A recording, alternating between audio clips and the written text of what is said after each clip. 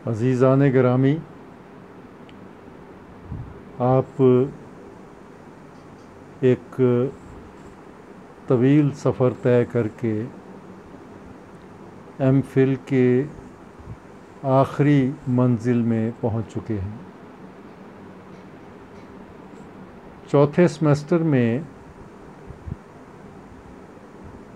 दीगर मज़ामीन के साथ साथ आप गालिब भी पढ़ेंगे और इसके लिए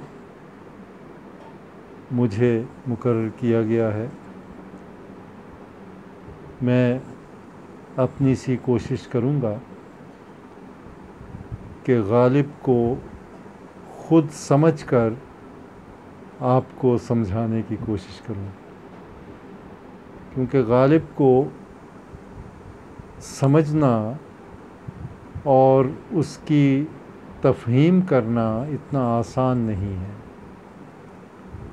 क्योंकि वो एक लम्हे में एक अंदाज़ में दिखाई देता है और दूसरे लम्हे में उसका एक नया पहलू निगाहों के सामने आ जाता है। अहमद नदीम कासमी का एक शेर है कि जब भी देखा है तुझे आलमे नौ देखा है, मरहला तय न हुआ तेरी शनासाई का।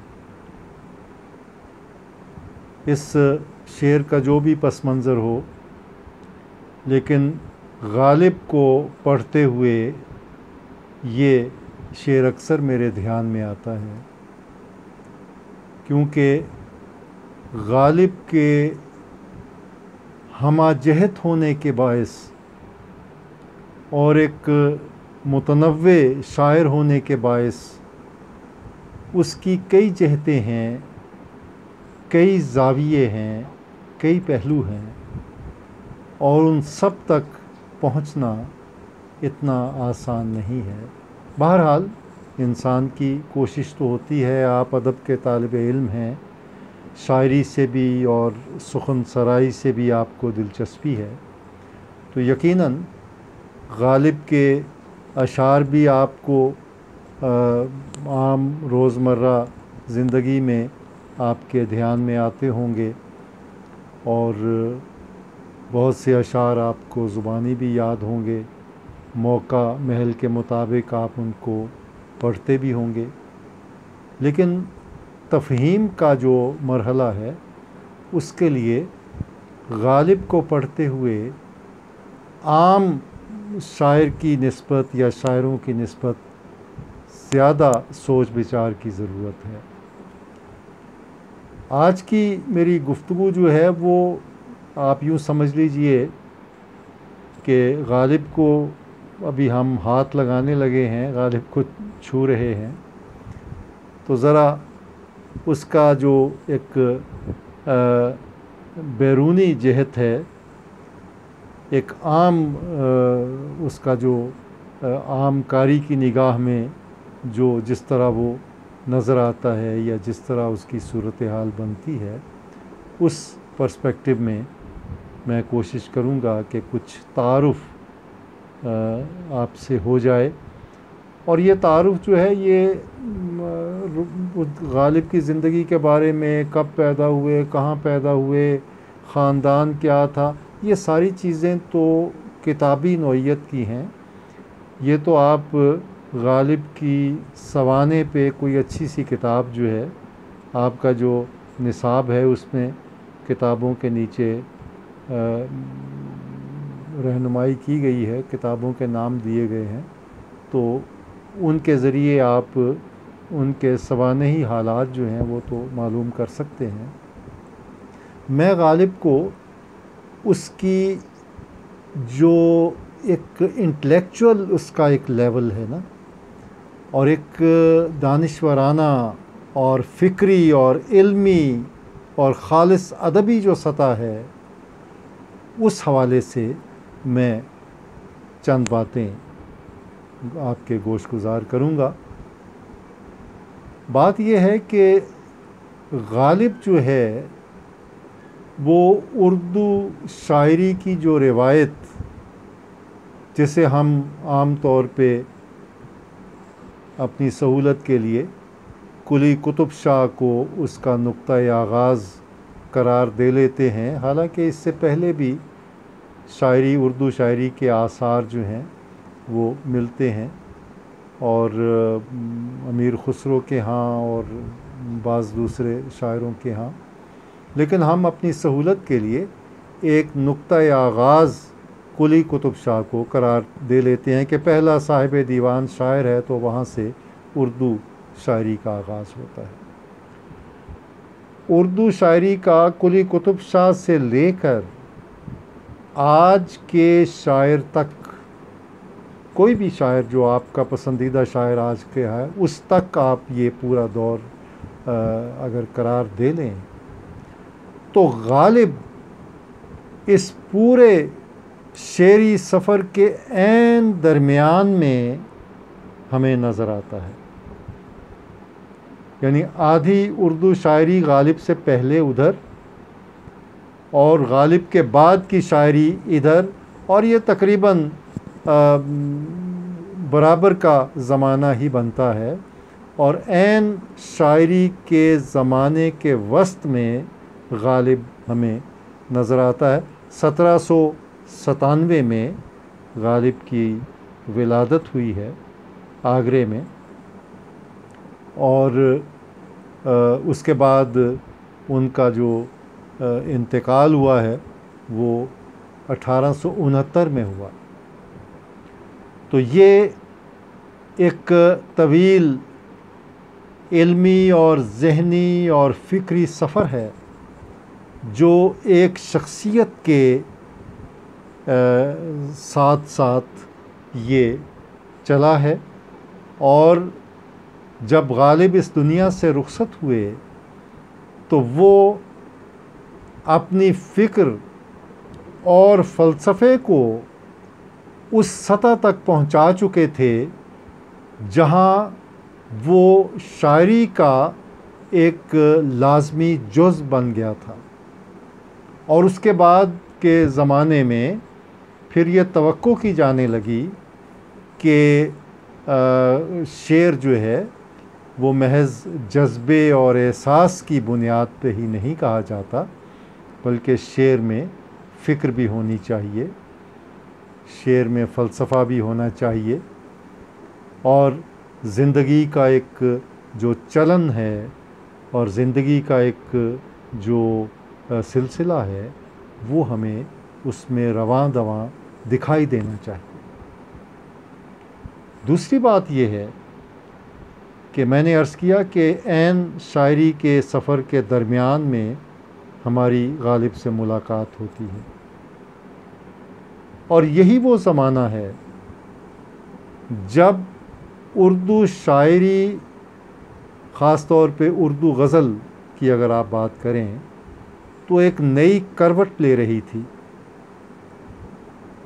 यानी गालिब के हम असरों में ज़ौक़ जैसे शायर मौजूद थे, उनसे पहले शाह नसीर, जिनसे बहुत से इस सहद के शायरों ने रहनुमाई हासिल की, मोमिन तग़ज़्ज़ुल के बादशाह, हाली इस दौर में शेफ्ता, अलगरज़ एक ऐसे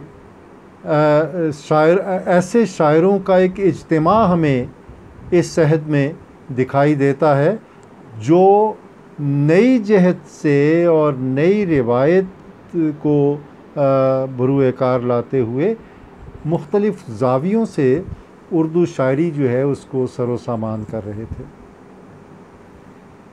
अब इनमें सारे जो शायर थे, ज़ौक़ जैसे शायर भी, उन्हें अवाम की पजीराई भी हासिल थी, और मुशायरों में उनको बहुत हाथों हाथ लिया जाता था, और उनके अशार जो हैं वो गाने वाले जो हैं वो साज और आवाज़ के साथ गाते भी थे।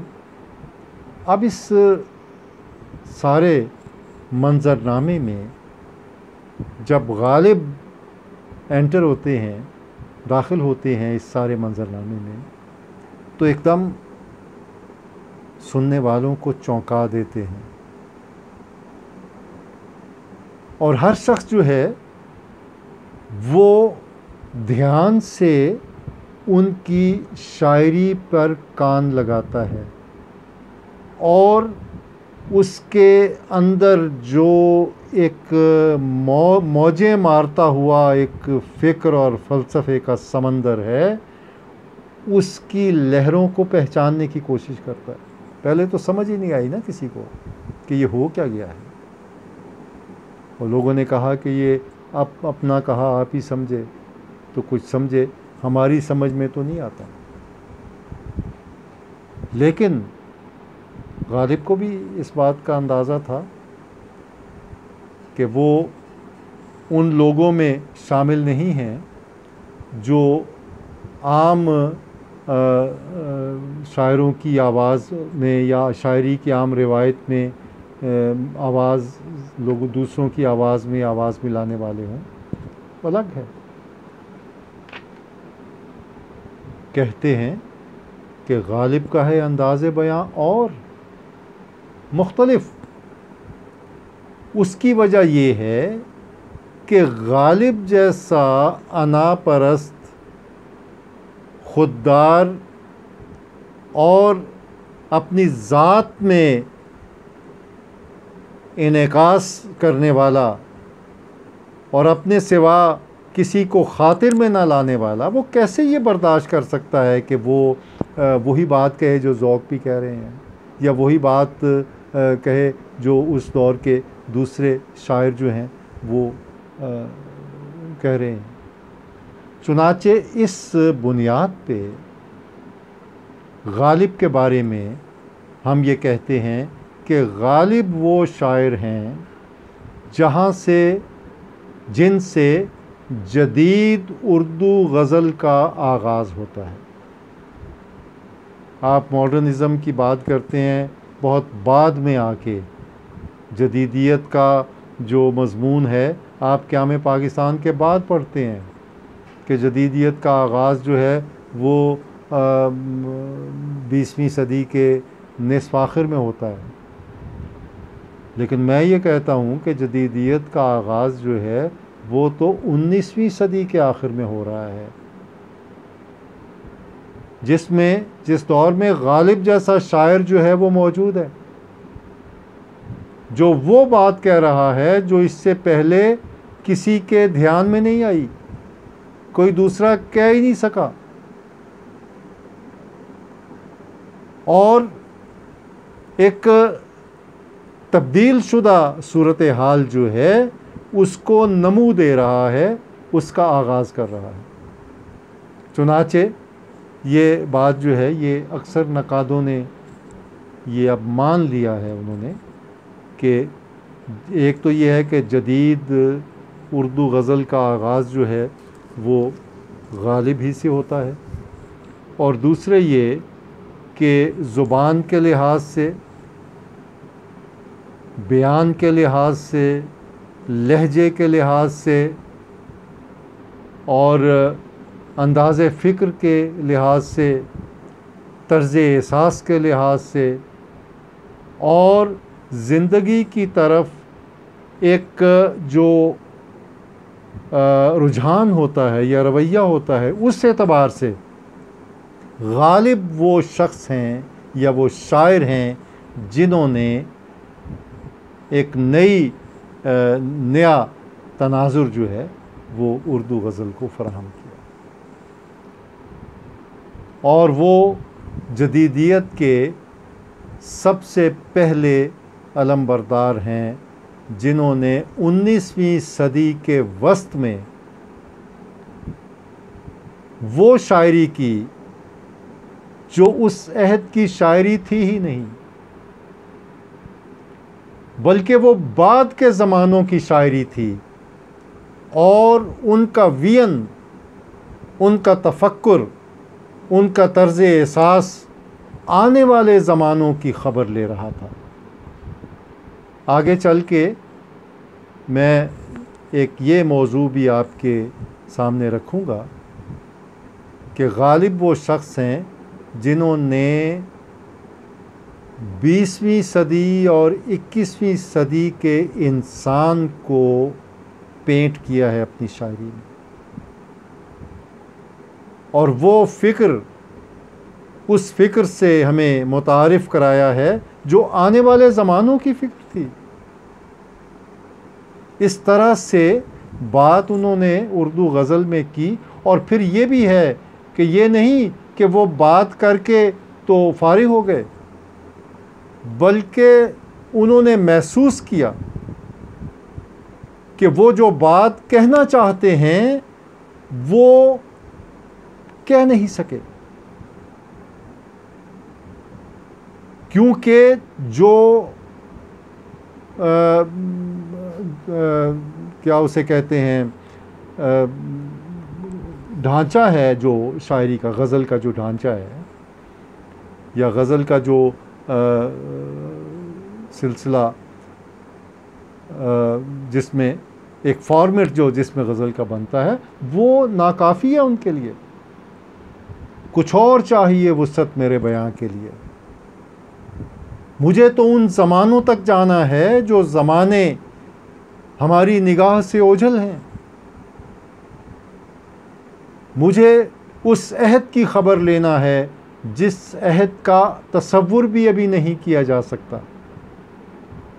मैंने तो एक चलते फिरते मुआशरे के खद्दो खाल वाज़े करने हैं। मैंने एक ऐसे इंसान का तसव्वुर पेश करना है जो आज के दुनिया जो है उसका इंसान है ही नहीं, वो तो आने वाले ज़मानों का इंसान है। मुस्तकबिल के शायर, पेशबीन, आने वाले ज़मानों के बारे में पेशगोई करते हुए हमें दिखाई देते हैं। तो बहरहाल ये गालिब की शख्सियत का एक मुनफरिद और जदीद पहलू है कि जिसमें वो अपने अहद के तमाम शायरों से अलग नज़र आते हैं। इस वजह से लोग उनके मुखालिफ भी हो गए। हर वो आवाज़ जो आपके अहद की आवाज़ नहीं होती वो आपको बुरी लगती है। हर वो पैगाम जो आपके रिवायत से अलग होता है या आपके आबाओ अजदाद के बनाए हुए ढांचों से अलग होता है या उनके सांचों से अलग होता है, वो आपके लिए काबिल कबूल नहीं होता। इसीलिए उस अहद के लोगों ने कहा कि ये क्या बात कर रहा है, हम तो इसको शायर ही नहीं मानते। गालिब को भी अंदाज़ा हो गया था। इसको ना कदरी आलम का सिला कहते हैं, मर गए हम तो ज़माने ने बहुत याद किया। गालिब को अंदाज़ा था कि आज ये लोग जो हैं वो मुझे गर्दन ज़दनी करार दे रहे हैं, लेकिन आने वाला कल जो है वो मेरा है। मेरा नाम गालिब है और मैं आने वाले हर अहद पर गालिब रहूँगा। मैं वो सोच और वो फ़िक्र उर्दू शायरी को दे रहा हूँ जो इससे पहले किसी शायर जो है उसे ये तौफ़ीक अर्ज़ानी नहीं हुई, वो ये बात नहीं कह सका। तो बहरहाल उनका एक तो शख्सियत का मामला जो है वो ऐसा है कि जो जदीदियत को रास था, यानी गालिब की जो शख्सियत है वो उनकी नई आवाज़ के साथ या उनकी जिद्दत पसंदी के साथ मुताबिकत रखती है।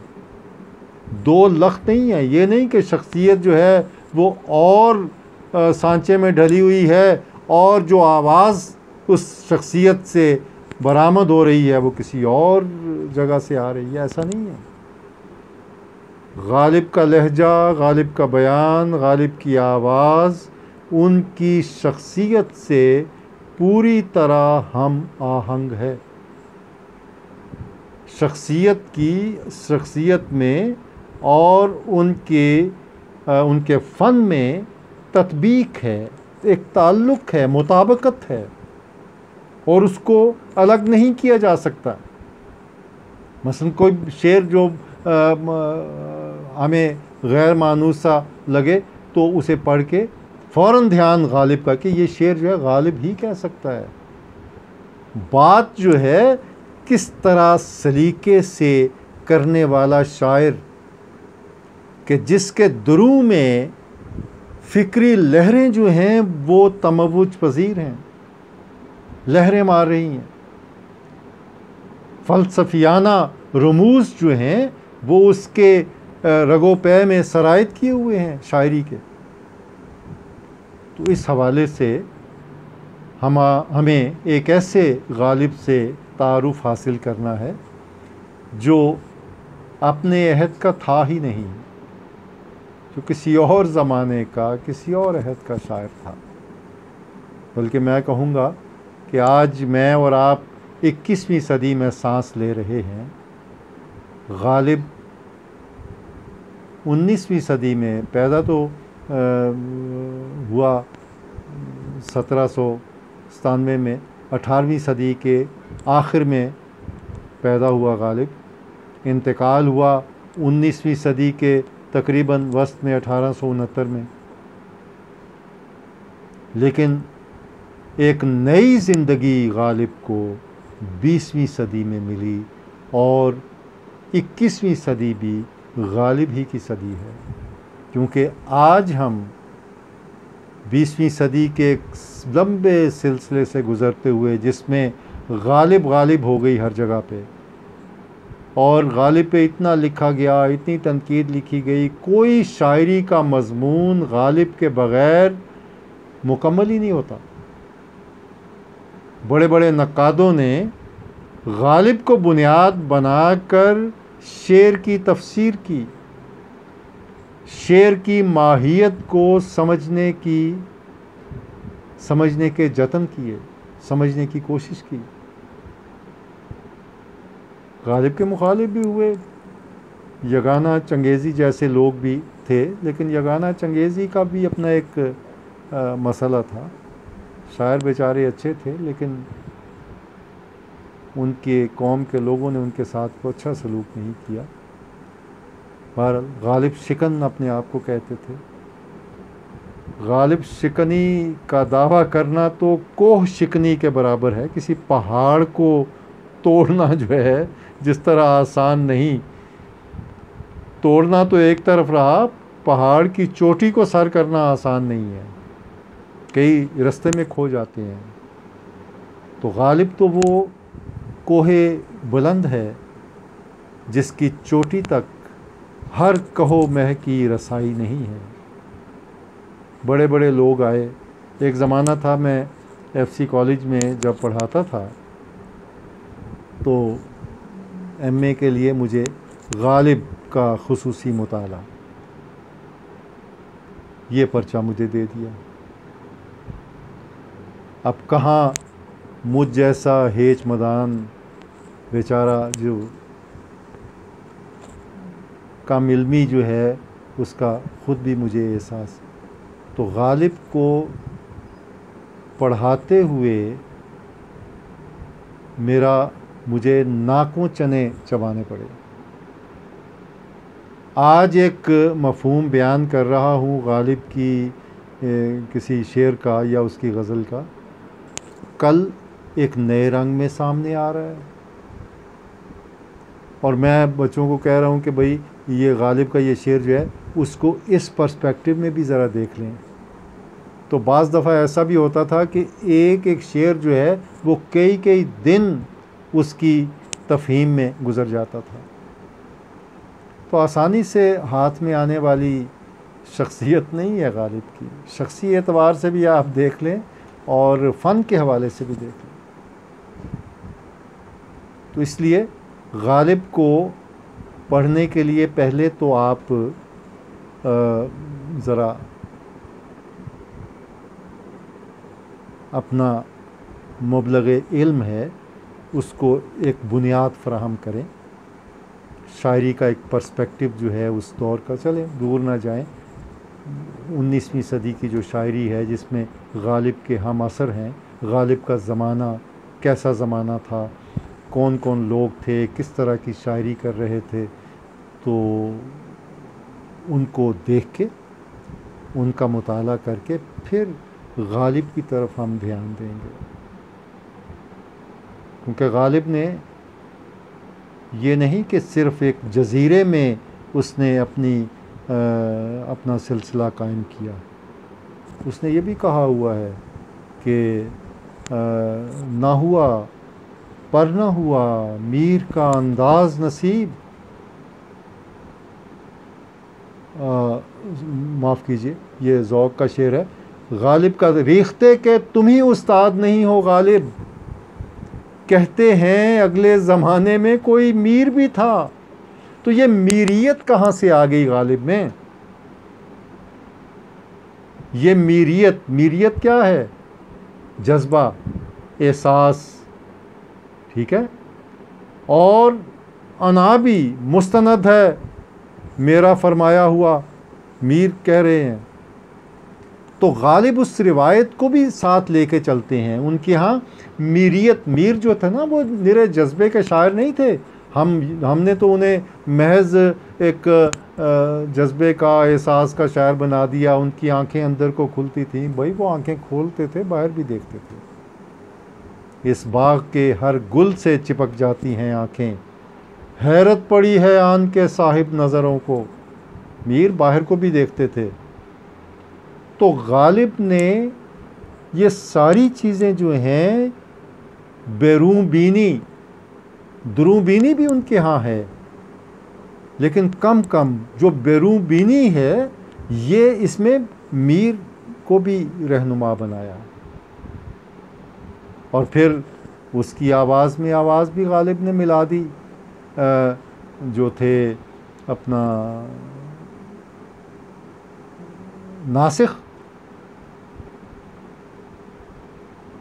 नासिख ने भी तो पूरा मिसरा कहा हुआ है ना, आप बेबहरा है जो मोतकदे मीर नहीं।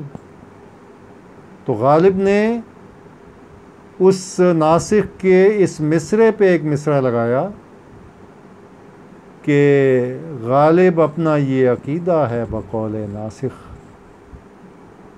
आप बेबहरा है जो मोतकदे मीर नहीं।